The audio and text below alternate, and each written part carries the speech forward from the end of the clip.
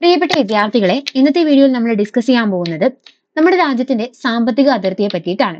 ഇക്കഴിഞ്ഞ 10th പ്രിലിംസിലെ 4ാമത്തെ സ്റ്റേജിൽ ഈ ഭാഗത്ത് നിന്ന് ഒരു ചോദ്യം വന്നിട്ടുണ്ടായിരുന്നു.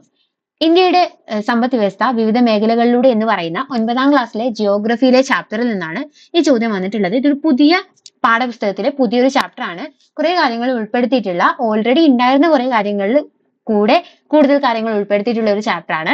അപ്പൊ ഈ ചാപ്റ്ററിൽ ഒരു രാജ്യത്തിന്റെ സാമ്പത്തിക അതിർത്തിയെ കൃത്യമായിട്ട് പറഞ്ഞിട്ടുണ്ട്. അതില് വ്യോമാതിർത്തിയും ജലാതിർത്തിയും പെടുന്നുണ്ട്. മറ്റൊരു രാജ്യത്ത് സ്ഥിതി ചെയ്യുന്ന രാജ്യത്തിന്റെ എംബസികളും ഹൈക്കമ്മീഷനുകളും ഉൾപ്പെടുന്നുണ്ട്. രാജ്യത്തിന്റെ പ്രത്യേക അവകാശങ്ങളുള്ള മേഖലകൾ മത്സ്യബന്ധനം നടത്തുന്നതിനോ കടലിനടിത്തട്ടിലുള്ള ഇന്ധനം, ധാതുക്കൾ ഇവ ശേഖരിക്കുന്നതിനോ അവകാശമുള്ള സമുദ്രഭാഗം. അതായത് രാജ്യത്തിന്റെ പ്രത്യേക അവകാശങ്ങളുള്ള മേഖലകൾ, അതുകൂടാതെ മത്സ്യബന്ധനം നടത്തുന്നതിനോ ഇന്ധനം, ധാതുക്കൾ തുടങ്ങിയവ കടലിനടിത്തട്ടിൽ നിന്ന് ശേഖരിക്കുന്നതിനോ അവകാശമുള്ള സമുദ്രഭാഗം. കസ്റ്റംസ് നിയന്ത്രണത്തിന് കീഴിലുള്ള ഓഫ്ഷോർ സംരംഭങ്ങൾ നടത്തുന്ന ഫ്രീ സോണുകൾ. ഇതൊക്കെ രാജ്യത്തിന്റെ സാമ്പത്തിക അതിർത്തിയിൽ ഉൾപ്പെടുന്നതാണ്. എന്നാൽ ഇന്ത്യക്കകത്തുള്ള മറ്റ് രാജ്യത്തിന്റെ എംബസികൾ, ഹൈക്കമ്മീഷനുകൾ എന്നിവ നമ്മുടെ സാമ്പത്തിക അതിർത്തിയിൽ ഉൾപ്പെടുന്നില്ല. നമ്മൾക്ക് ഇത് വന്ന ചോദ്യം, ഇതിൽ തെറ്റായിട്ടുള്ള പ്രസ്താവന ഏതൊക്കെയാണെന്നായിരുന്നു ചോദിച്ചത്.